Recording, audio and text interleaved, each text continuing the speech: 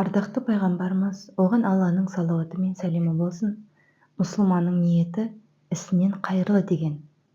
Ниет шынайы болмаса, дүниені құтқарсаң да, оның жазасын аласың. Себебі Алла Тағала ешбір істі есепсіз жібермейді. Бұған пайғамбарымыздың, оған Алланың салауаты мен сәлемі болсын, мына хадисі дәлел. Қиямет күнінде алғаш шақырылатындар Құранды толық жаттаған қари, Алла жолында шейіт болған адам және көп дүние мүлікке ие болған дәулетті кісі. Алла Тағала әуелі Құран жаттаған қаридан: "Мен саған пайғамбарыма түсірілген Құранды үйреттім бе?" деп сұрайды. Ол: "Я Раббым" деп жауап береді. Алла Тағала: "Білгендеріңмен қалай амал жасадың?" деп қайта сұрайды. Әлгі адам: "Мен оны күндіз-түні оқыдым" дейді. Алла оған: "Жалған айттың" деген кезде періштелер де қостап: "Өтірік айтасың" дейді.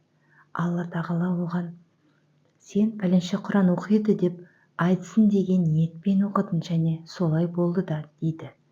Содан кейін Алла жолында мерт болған адам сұраққа тартылады. Алла одан да: "Кім үшін шейіт болдың?" деп сұрайды. Ол: "Сенің жолында жихад жасадым.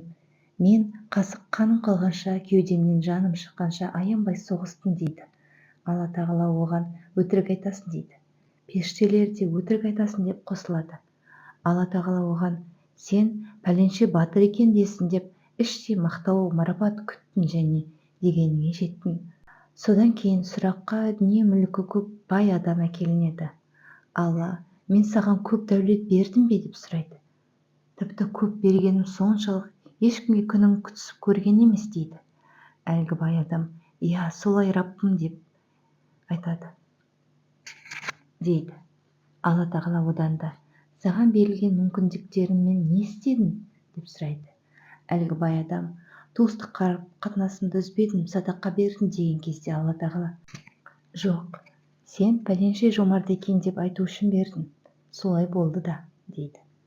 Осылардың айтып болған соң ардақты пайғамбарымыз, оған Алланың салауаты мен сәлемі болсын, сахаба Әбу Хурайраның тізесін түртіп: "Уа Әбу Хурайра, осы 3 адам қиямет күнінде жаһаннам отын лаулататын Алланың мақлұғы болады" дейді.